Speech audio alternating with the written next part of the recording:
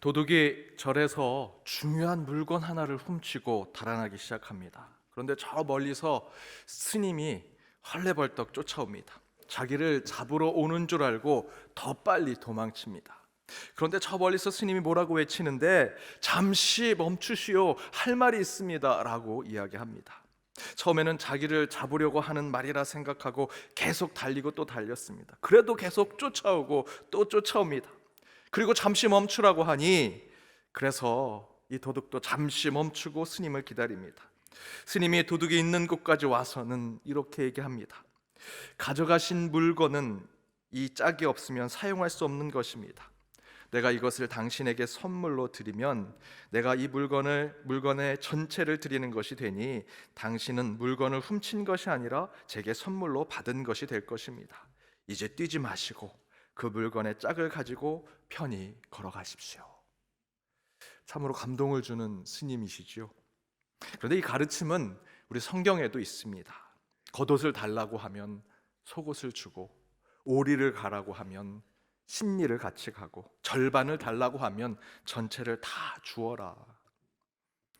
요한복음 15장 13절에도 이렇게 기록되어 있습니다. 사람이 친구를 위하여 자기 목숨을 버리면 이보다 더 큰 사랑이 없다라고 주님이 말씀하시죠. 코로나 이후로 한국교회가 어떻게 회복할 것인가 참으로 걱정이 많습니다. 그 방법은 친구와 이웃, 세상을 위해서 교회가 문을 열고 우리가 가지고 있는, 교회가 가지고 있는 것을 베풀고 우리 것을 버리고 사랑을 나누면 포스트 코로나 시대에 침체된 교회는 저는 회복되리라 믿습니다.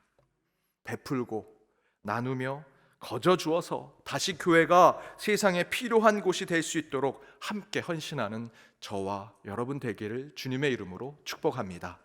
우리 옆에 있는 분들과 이렇게 인사 나누기를 원합니다. 하나님께 칭찬받고 이웃에게 필요한 교회가 됩시다. 하나님께 칭찬받고 이웃에게 필요한 교회가 됩시다. 하나님께 칭찬받고 이 포스트 코로나 시대 참으로 어렵고 힘든 이들을 위해, 이웃을 위해 이 교회가 필요한 곳이 될 수 있도록 함께 이 포스트 코로나 시대 그 신앙을 살아가길 바랍니다. 오늘은 PPC 첫 번째, 부활의 형상은 없습니다 라는 말씀의 제목으로 함께 주의 말씀 나눠보고자 합니다. 오늘부터 시작되는 말씀의 시리즈는 PPC 약자인데요, 포스트 이스터, 부활절 이후에, 그리고 포스트 코로나 이후에 우리의 삶에 대한 말씀을 함께 나눠보고자 하는 것입니다. 사실 저는 이 말씀 시리즈를 한 달 전부터 준비했습니다. 한 달 전에 포스트 코로나가 끝날 것을 생각하고 준비해서, 목사님 참 예언의 능력이 있으시구나 이렇게 생각할지 모르겠지만, 사실 저는 이 말씀을 준비할 때 굉장히 떨었습니다. 혹시 그때 코로나가 잠잠해지지 않으면 어떡할까 걱정하면서 말씀을 준비했습니다. 근데 감사하게도 하나님께서 지금의 이 상황을, 이 기회를 만들어 주셨습니다. 어제 남녀선교회 야외 캠핑 모임이 있어서 그곳에 함께 우리 식탁의 공동체로 나눴습니다. 그냥 밖에서 상추 하나에 쌈에다가 밥 한 숟갈 넣어서 먹는데도 그렇게 기분이 좋았습니다. 야, 우리가 이것을 2년 동안 3년 동안 못했었구나 라고 하는 생각에 하나님께서 오늘 이 말씀의 시리즈를 준비할 수 있도록 이런 기회와 상황을 주시는구나. 지난주 금요일에 교구 전체 모임이 있었습니다. 구역에서 수고하시는 우리 구역 식구들이 함께 모여서 예배를 드렸습니다. 그때 제가 설교 전 인사말로 이제 마스크를 벗고 인사하고 싶습니다, 그렇게 인사하자고 한 건 아니고요, 그렇게 마음을 갖고 싶습니다 라고 얘기했더니 벌써 권사님들 몇 분은 마스크를 벗으려고 하셨습니다. 제가 아니요 오늘은 마스크를 쓰고 일단 인사하겠습니다 라고 하고, 마음은 정말 마스크를 벗고 환하게 웃는 모습으로 인사하고 싶습니다 라는 이야기를 했죠. 그리고 예배가 끝났더니 권사님들 몇 분이, 목사님 마스크 벗으라고 하시려면 먼저 예고를 미리 해주십시오. 이제 저희도 화장을 좀 해야 될 것 같습니다. 우리 여자 성도님들 마스크 쓰시냐고 화장을 덜 안 하신 것 같습니다. 이제 그만큼 코로나도 조금씩 안정되어 가고 있고 다음 주부터는 더 일상화되어 간다라고 얘기합니다. 그래서 이번 주일부터 예수 부활 이후 성령 강림 때까지 저희는 보통 부활의 기쁨의 50일이라고 얘기합니다. 그 50일을 위해 포스트 이스터, 부활 이후의 삶과 포스트 코로나 종식 이후의 삶에 대한 말씀을 함께 나누면서 어떤 신앙의 길을 걸어야 할지 함께 말씀 시리즈를 나누고자 합니다. 오늘은 그 첫 번째 날 말씀으로 부활의 형상은 없습니다 라는 제목입니다. 제가 아동부 사역자 시절에 동그람한, 여러분 아시죠? 뻥튀기 과자, 그 과자를 우리 주일학교 아이들에게 다 나눠주고 그 뻥튀기를 통해서 하나님의 형상을 한번 만들어 보십시오 라고 제가 이야기합니다. 그러면 아이들이 그 뻥튀기 과자를 조금씩 뜯어 먹으면서 한 친구는 반달 모양의, 어떤 친구는 별 모양의, 어떤 친구는 사람 모양을 만들기도 하고, 어떤 친구는 다 먹어버립니다. 야, 그거 다 먹으면 어떡하냐? 그랬더니 하나님은 항상 우리의 마음에 계십니다. 그러면서 다 먹어버립니다. 등등 자신의 생각대로 하나님의 형상을 뻥튀기 과자로 만듭니다. 그렇게 다 만들고 나서 저는 바로 오늘 출애굽기 본문에 대한 말씀을 나눕니다. 이스라엘 백성들이 출애굽하고 나와서 모세가 계명을 받고자 산에 올라갔을 때 그 이스라엘 백성들이 하나님을 보여달라, 하나님의 형상을 우리 눈앞에 가져와 달라라고 요청하죠. 그래서 아론이 백성들의 금을 모아서 금송아지가 하나님이다라고 하면서 만들어냅니다. 그 모습을 보고 하나님께서 화가 나셔서 하나님의 형상을 금송아지로 만든 백성들을 심판하는 이야기를 하면서 하나님은 어떤 모양, 어떤 상징으로도 표현될 수 없다라고 설교합니다. 따라서 너희들이 만든 그 뻥튀기로 만든 하나님의 형상은 잘못되면 그것은 모두 우상이 될 수 있다. 하나님은 어떤 형상으로도 만들어내서는 안 된다라고 교훈을 가르칩니다. 이처럼 여러분, 하나님은 이 세상의 어떤 형상과 심볼, 눈에 보이는 가시적인 이미지로 존재하시는 분이 아니십니다. 오늘 본문의 이스라엘 백성들처럼 우리가 신의 모양을 만들자, 하나님의 모양을 만들자라고 하면 그 모양을 만드는 즉시 그것은 하나님이 아닌 것이 되고요, 그것은 곧 우상이 되어버립니다. 하나님은 무소부재하신 분이시죠. 모든 곳에 존재하시는 하나님이기 때문에 그 어떤 상징물, 어떤 형상에 국한되시는 분이 아니십니다. 예수님께서 십자가에 돌아가실 때 이스라엘 백성들은, 유대인들은 하나님이 이곳에 있을 것이라고 생각했던 그 성소에, 예수님께서 십자가에 달리실 때 그 성소의 휘장이 찢어지는 사건을 성경은 기록하고 있습니다. 사복음서의 공간복음이라고 하는 마태, 마가, 누가에는 동일하게 그 휘장이 찢어졌음을 이야기하죠. 그 의미는 이제 더 이상 어느 장소, 어느 물건, 어느 형상, 어떤 이미지로 여호와 하나님을 대신해서 설명할 수 없다라는 것입니다. 예수 그리스도의 십자가는 곧 우리에게 가르쳐 준 것이 하나님은 성소에, 금송아지의 어떤 형상과 어떤 사람, 어떤 대체제상, 어떤 사제, 그런 곳에 하나님이 계신 것이 아니라 하나님은 모든 곳에 계신 것을 깨닫게 하는 것이 십자가였습니다. 그런데 인간은 여전히 계속해서 하나님의 형상을 만들려고 하죠. 여기서 인간은 저와 여러분도 포함되어 있습니다.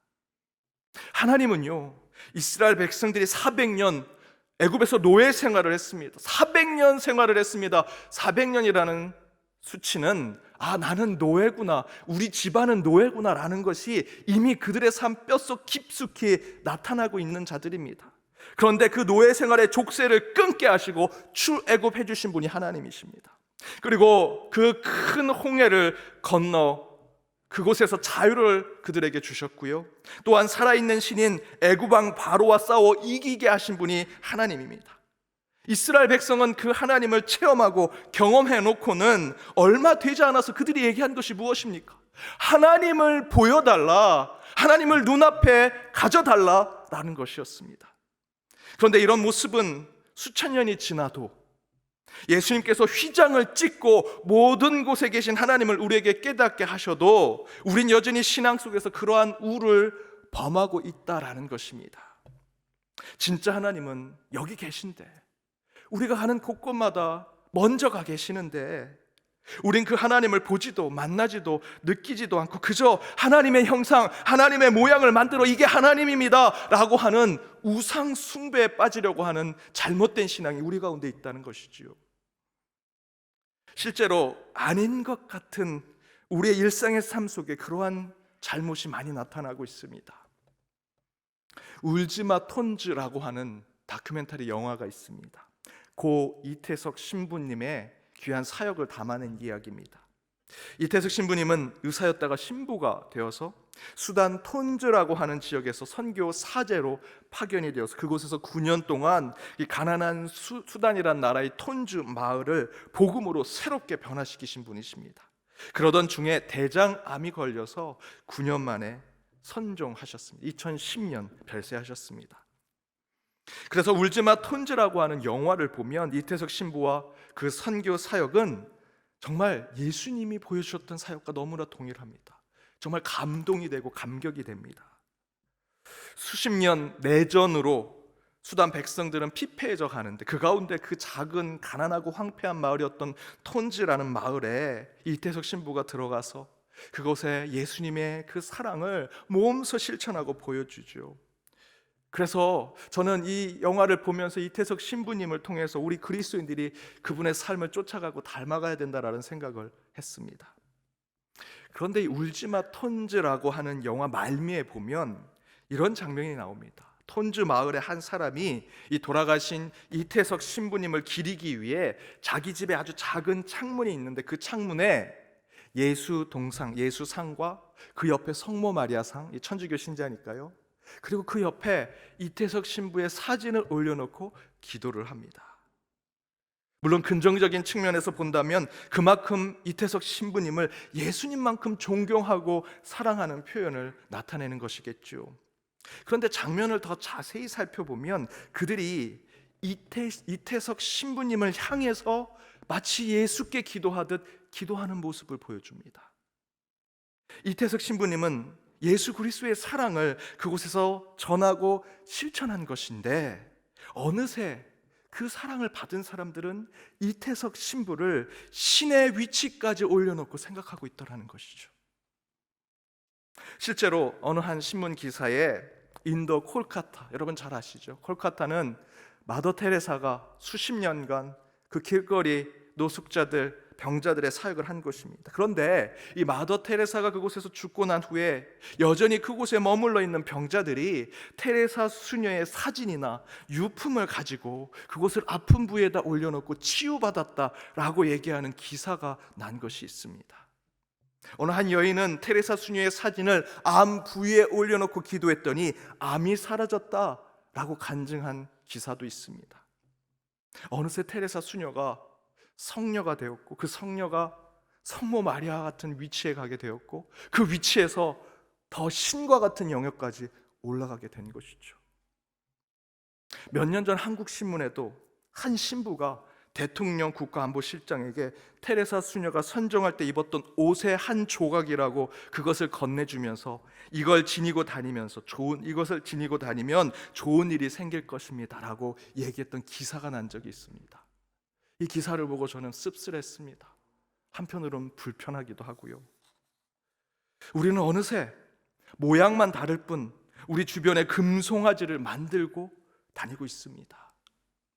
에이 목사님, 천주교나 다른 종교들이 그런 거죠, 우리 개신교회는 그렇지 않죠 라고 말씀하실 수 있겠지만 아니요, 우리 개신교회도 다를 바 없습니다. 어느 대형교회 가보면 그 교회를 창립한 목사나 또 유명 스타 목사가 생존에 있음에도 불구하고 그 목사님의 전신 모형의 판넬을 만들어서 교인들로 하여금 그 옆에 서서 사진을 찍게 합니다. 교회에서는 하나님을 그 어떤 형상, 모양으로 만들어서는 안 된다라고 가르치면서 정작 본인은 자기의 형상을 만들어서 사진 찍게 하고 전시하게 하고 바라보게 하더라. 교회는 예수의 영광만이 나타나야 하는데 사람이 칭찬을 받고 사람의 영광이 드러나는 것으로 지금 우리 안에도 그런 문제가 있는 것이죠. 어느새 많은 교회들도 종류만 다를 뿐이지 곳곳에 금송아지와 같은 형상들이 세워지고 있습니다. 하나님만이 드러나야 할 곳에 사람이, 목사가, 장로가 어떤 사람들이 그 우상과 같은 역할을 하고 있습니다. 큰 돈 들여 지은 그 교회가 금송아지의 역할을 하고 있고요, 교회의 역사와 전통이 금송아지처럼 되고 있고, 그 교회가 사회에 참여했던 의를 내세웠던 것 또한 훈장이 되고 또한 금송아지처럼 되고 있습니다. 제가 성도님들과 악수를 하고 나면, 인사를 하려고 악수를 하는데, 그 악수를 하고 난 후에 몇 분은 목사님, 저 목사님이랑 악수한 이 손 안 씻을 거예요 라고 얘기하신 분이 계십니다. 근데 다 씻으시더라고요. 여러분, 다 씻으셔야 합니다. 일단 코로나 때문이라도 꼭 씻으셔야 됩니다. 제 손이 코로나의 청정손 아닙니다. 똑같습니다. 여러분, 씻으셔야 하고요, 더 중요하게 여러분 씻으셔야 하는 이유는요, 저를 우상처럼 만들지 않고자, 또 교만한 목사로 만들지 않으시려면 여러분 꼭 씻으셔야 합니다. 그래야 제가 모든 성도님들과 공평하게 악수하고 인사할 수 있습니다. 저는 모든 성도님들과 악수로 인사하고자 합니다. 남녀노소 구분하지 않습니다. 새가족, 어르신 똑같은 마음으로 악수로 인사합니다. 제가 목회할 때 그렇게 하나님과 약속했습니다. 교인들과 인사할 때 똑같은 눈높이로 모두가 동등하게 하나님의 마음으로 인사하고 악수하겠습니다. 그렇게 약속했습니다. 그래서 전에 있던 교회에서는 들어올 때도 제가 인사합니다. 그때는 제가 말씀 일찍 준비하고 안내도 제가 했습니다. 들어오신 분 한 분 한 분 손을 잡아드리고 인사했습니다. 끝나고 나가실 때도 인사했고요, 식당에서 식사할 때도 또 돌아다니면서 악수하고, 주차장에서 나갈 때도 창문 열어서 한 분씩 다 악수했습니다. 어떤 분은 목사님, 제가 일주일 일하면서 5-6번 악수 인사하는데 오늘 하루에 목사님하고 5-6번 악수했습니다 라고 얘기하면서 가신 분도 계셨습니다.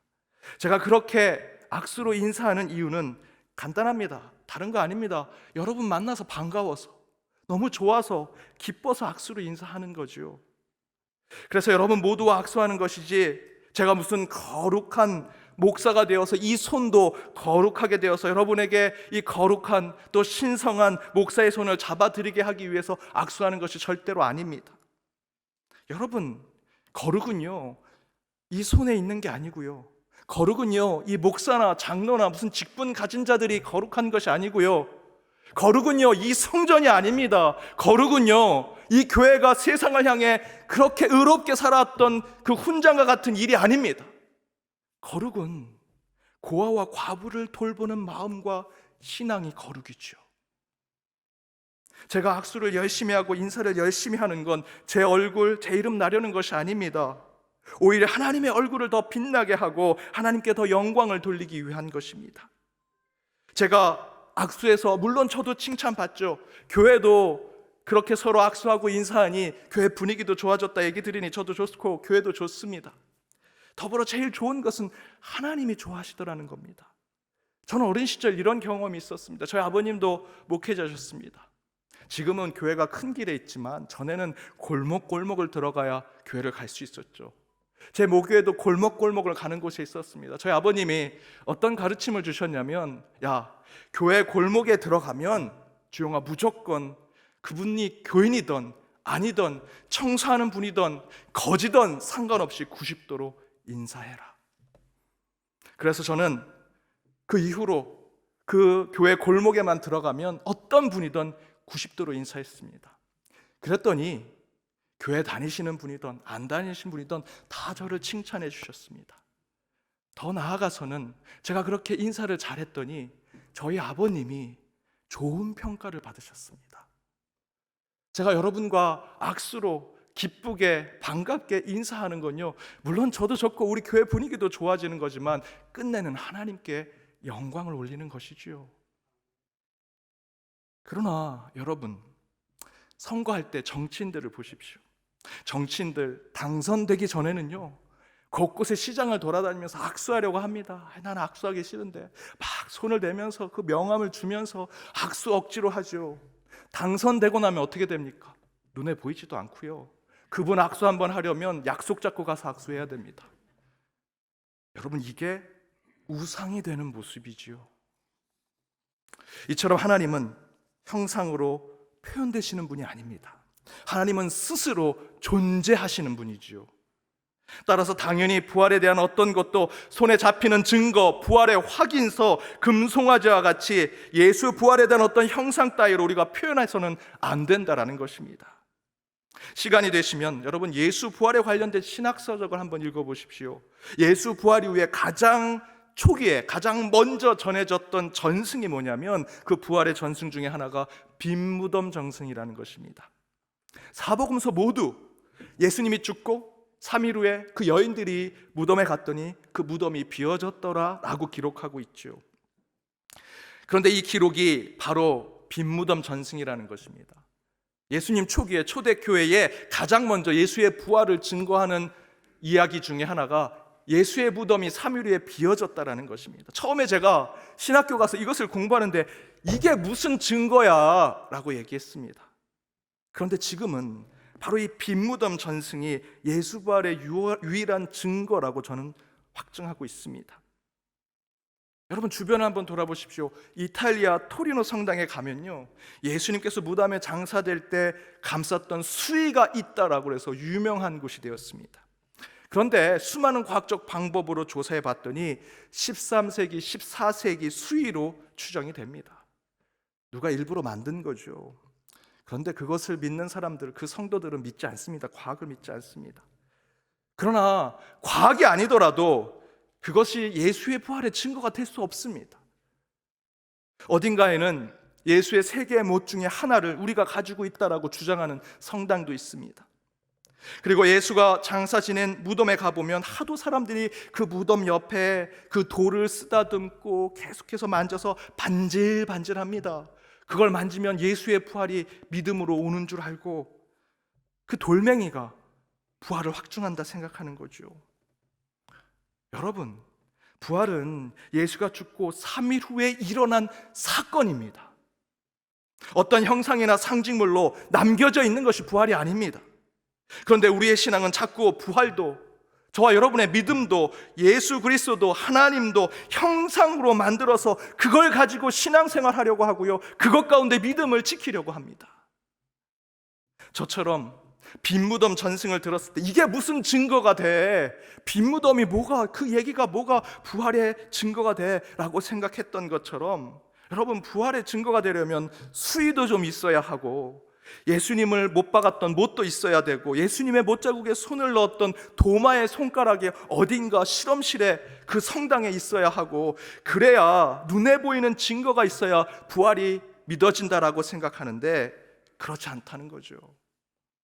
우리가 바로 그 부활의 형상과 모양, 부활의 그 눈에 보이는 가시적인 증거물을 만들어내면 그 동시에 예수 그리스도의 부활은요, 싸구려 종교의 신화가 되어버립니다. 사실과 진리가 아니라 그런 식의 믿음을 가지게 되면 그것은 싸구려 신화가 되는 것이죠. 여러분, 부활은요, 예수가 무덤에서 그리고 죽음에서 다시 사신 역사적 사건입니다. 그래서 지금까지 우리와 함께 하시고 성령을 통해서 우리의 삶을 이끄시는 분이 예수 그리스도다, 부활하신 예수 그리스도라 고백하는 저와 여러분의 삶 속에서 그 부활이 증거되는 겁니다. 굳이 말씀드리면 부활의 증거는요, 저와 여러분입니다. 예수님은 의심하는 도마에게 이렇게 말씀하셨습니다. 예수께서 이르시되 너는 나를 본고로 믿느냐? 보지 못하고 믿는 자들은 복되도다 라고 말씀하셨죠. 제가 사실은 오늘 2부 예배가 오늘 설교의 저는 끝입니다. 여러분 복 받으셨습니다. 오늘 제가 3부 때는 유년부, 주일학교 유년부 가서 순회 설교를 사실은 2년 전부터 3년 전부터 제가 기도하면서 준비했던 것인데 이렇게 처음 하게 되었습니다. 너무 기대가 됩니다. 20년 전에 아동부 사역했을 때 그 마음으로 다시 돌아가는 것 같습니다. 기도를 부탁드립니다. 큰 교회 가서 설교할 땐 솔직히 하나도 안 떨립니다. 내가 연동교회에서도 설교하는데 하나도 안 떨리는데 지금 유년부 가려고 하니까 너무 떨립니다. 제 아내가 그 순회 설교하러 간다고 하니까 꼰대 아저씨처럼 설교하려고 하지 말라고, 그 유년부 친구들 일주일 내내 학교에서 학원에서 집에 가면 엄마한테 아빠한테 맨날 설교 듣는다고, 주일도 목사님이 와가지고 위임 목사님 왔는데 또 설교하면 애들이 힘들어하니까 가서 아이들 얘기 많이 들어주고 많이 놀아주라고. 그래도 설교를 해야죠. 제가 오늘 유년부 설교 주제, 오늘 우리 함께 나눈 말씀의 주제와 비슷합니다. 보지 않고 믿는 믿음. 부활은 형상이나 증거물로 믿는 것이 아니라 보지 않고 믿는 믿음 가운데 복되도다. 그래서 제가 유년부 설교 때는 퍼포먼스 설교를 하려고 합니다. 여러분에게 먼저 공개합니다. 우리 유년부 친구들에게 말씀하시면 안 됩니다. 제가 지금 보는 이 물음표 상자를 만듭니다. 실제 물음표 상자가 있을 겁니다. 그 상자 안에 제가 어떤 물건을 넣어놓을 겁니다. 그리고 이 상자에 뭐가 있을까 하고 저만 그 상자를 열어보고 뭐가 있는지 확인할 겁니다. 그리고 전도사님께 얘기합니다. 귓속말로 뭐가 있습니다. 그러면 전도사님은 그 옆에 있는 선생님한테 얘기하고, 그 선생님은 또 옆에 있는 친구한테, 그 친구는 또 옆에 있는 선생님한테 이야기하고, 뭐가 있는지 귓속말로 얘기하고 맨 마지막에 가겠죠. 그럼 제가 묻습니다. 뭐가 있다고 합니까? 예, 그 물음표 상자 안에 뭐가 있다고 합니다.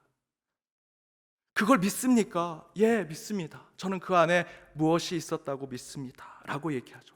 그걸 어떻게 압니까? 그랬더니 그 친구가 얘기하겠죠.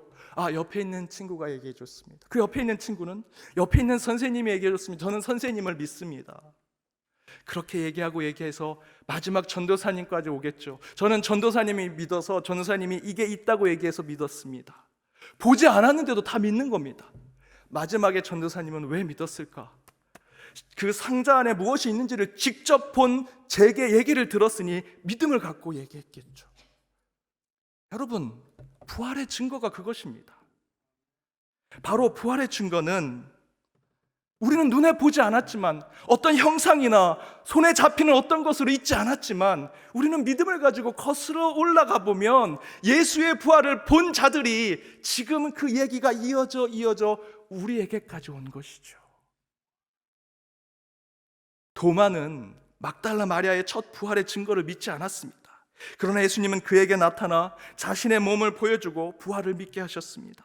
하지만 더 중요한 것은 예수님께서 보지 않고 믿는 믿음이 더 중요하다고 말씀하셨죠. 도마는 그 가운데 깨달음을 얻고 그 부활을 직접 보고 증거하기 위해서 아무도 가지 않는 이스라엘의 동쪽으로 전도 여행을 떠나서 인도라는 나라까지 가서 복음을 전했습니다. 그 복음이 저와 여러분에게까지 온 것입니다.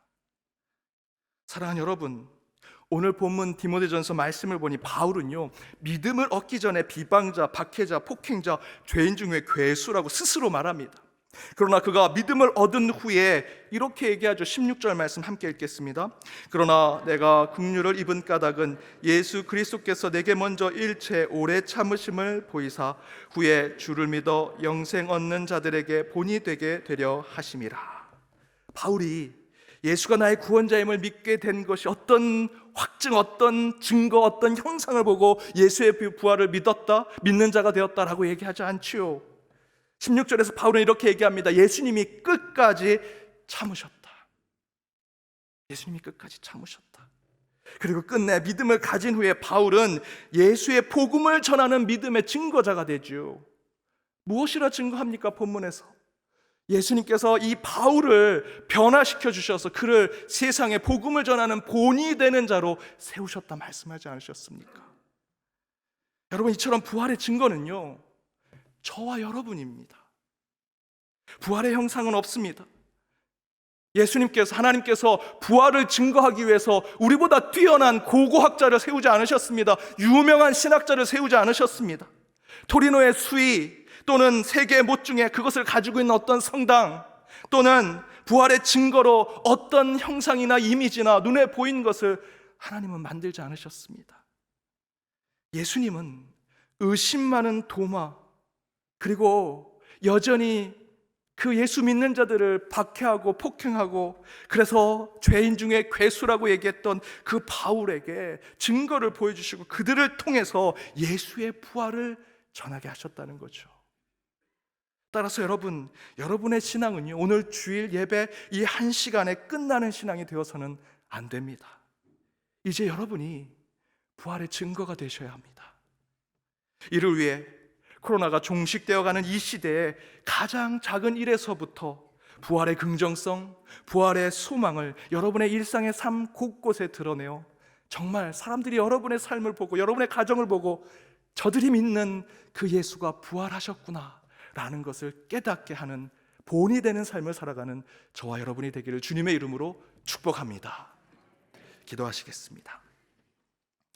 사랑의 하나님, 부활의 50일 가운데 첫 주일 승리와 회복의 말씀을 주심을 감사드립니다. 점점 코로나도 종식되어가는 이 시대에 예수 부활이 이제 우리 교회와 우리의 삶 속에서 살아 움직이고 역동적인 복음으로 곳곳에 전해지게 하여 주옵소서. 부활 소식이 인간의 교만과 세상의 헛된 철학 그리고 형상과 이미지에 묶이지 않게 하시고 오직 부활의 사건의 소식에 기쁨을 드러내는 우리의 삶 그 자체가 되게 하여 주옵소서. 그리하여 이 시간 함께 예배드리는 한 사람 한 사람이 예수 그리스도의 부활의 증거가 되게 하시고 그 한 사람의 삶 가운데 항상 주님께서 살아 그 가운데 역사하여 주옵소서. 이 모든 간구 예수님의 이름으로 기도드립니다. 아멘.